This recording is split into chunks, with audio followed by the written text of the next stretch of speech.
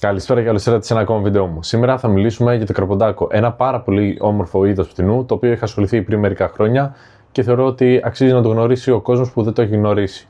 Γενικά είναι πάρα πολύ εύκολο να το βρούμε αυτό το είδος πτηνού, γιατί πλέον έχει αρκετό πληθυσμό από αυτό το είδος και μπορούμε να το βρούμε εύκολα σε πάρκα, δηλαδή στο κέντρο της Αθήνας υπάρχει. Εγώ που μένω στα νότια γενικά, στην Αργυρούπολη συγκεκριμένα, έχουμε πάρα πολλά καρποντάκια ελεύθερα. Είτε σε πάρκα είτε στο βουνό, γιατί είμαι και κοντά στο βουνό, οπότε τυχαίνει πάρα πολύ συχνά να ακούω καρποντάκια.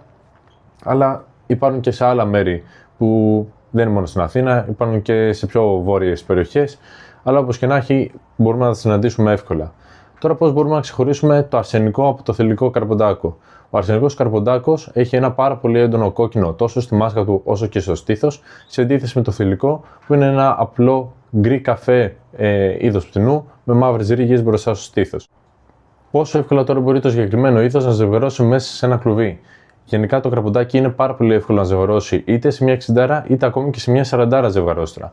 Αλλά αυτό που έχω ξαναναφέρει πάρα πολλές φορές, θεωρώ ότι το ιδανικό κλουβί είναι μια 60 ζευγαρόστρα για όλα τα είδη πτηνών, έτσι, ώστε να μπορούν να πετάνε σχετικά σε έναν καλό χώρο, προκειμένου να μην μας παχύνουν, γιατί αυτό θα μας δυσκολέψει πάρα πολύ στην αναπαραγωγική περίοδο, γιατί μπορεί να μην ζευγαρώσουν και καθόλου τα πτηνά λόγω του πάχους, αλλά και να μπορούν να ξεμουδιάσουν κιόλας, να έχουν ένα καλό γενικά σωματότυπο.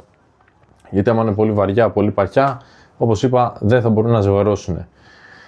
Τώρα, αυτό που είχα παρατηρήσει εγώ ήταν ότι γενικά τα καρποντάκια, τα αρσενικά, είναι αρκετά επιθετικά.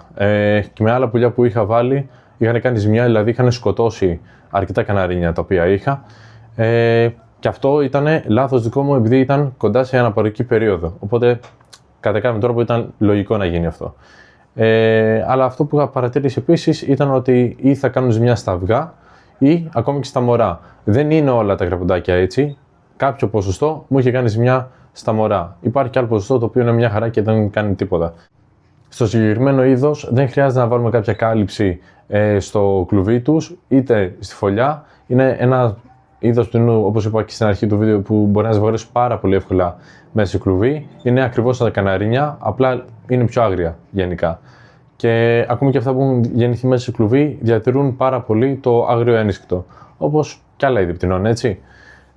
Αλλά γενικά μια φωλιά κλειστού τύπου θεωρώ ότι είναι ιδανική, ώστε το θηλυκό να νιώσει μια ασφάλεια, να φτιάξει φωλιά και να μεγαλώσει εκεί πέρα τα μωρά της.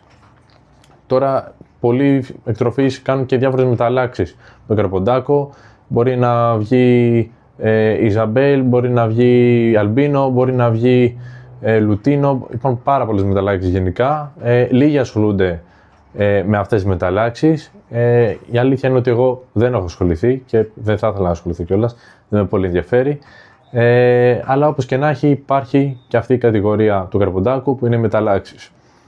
Τώρα, οι διασταυρώσεις. Το καρποντάκι μπορεί να ζευγαρώσει πάρα πολύ εύκολα με το καναρίνι, γιατί όπως έχω ξαναναφέρει, γενικά το καναρίνι ζευγαρώνει με το οτιδήποτε, οπότε είναι πάρα πολύ εύκολο να ζευγαρώσει και με το καρποντάκι. Και εγώ είχα βγάλει καρποντοκάναρα, τα οποία εντάξει, ήταν ένα πάρα πολύ όμορφο είδος πτηνού. Κάποια, ανάλογα και το θηλυκό που θα βάλουμε, κάποια θα έχουν ή κίτρινη μάσκα, δηλαδή με αχάτι που το είχα βάλει, θηλυκό αχάτι. Μου είχε βγει στη μούρη το αρσενικό, για παράδειγμα, το καρποντάκι, καρποντοκάναρο που είχα βγάλει, αντί για κόκκινη μάσκα να είχε ψιλοκίτρινο καφέ μάσκα. Βέβαια, να πω ότι όταν τα καρποντάκια είναι εκτροφής ή είναι πιασμένα και βρίσκονται μέσα σε κλουβί, χάνουν αυτό το πολύ έντονο κόκκινο, μπορεί να το πάρουν από ειδικές τροφές και γενικά της εκτροφής δεν είναι τόσο έντονο το κόκκινό τους, είναι πιο πολύ προς το καφέ. Και αυτό μεταφέρεται μετά από γενιά σε γενιά, έτσι, εκτός άμα βάλετε τότε που είναι επιτερόρια αυτή τη χρωστική, όπου θα τα βοηθήσει να έχουν ένα πολύ πιο έντονο χρώμα. Είναι ακριβώς η ίδια χρωστική με της καρδερίνας ή του μοσαϊκού, είναι ακριβώς το ίδιο πράγμα. Αυτό ήταν λοιπόν το βίντεο, ελπίζω να σας άρεσε. Όσοι δεν γνωρίζετε αυτό το είδος πτηνού, ελπίζω να σας άρεσε από τις φωτογραφίες αλλά και από αυτά που είπα. Πάμε να ακούσουμε τώρα το κελάιδημά του. Επίσης να πω, πριν πάμε στο κελάιδημα, ότι ο καρποντάκος γενικά δεν κελαιδάει όλο τον χρόνο. Υπάρχουν στιγμές που θα κελαιδίσει μέσα στον χρόνο, αλλά κυρίως κελαιδάει στην αναπαραγωγική περίοδο. Και τότε, παιδιά, δεν σταματάει καθόλου να κελαιδάει. Πάμε να ακούσουμε το κελάιδημά του.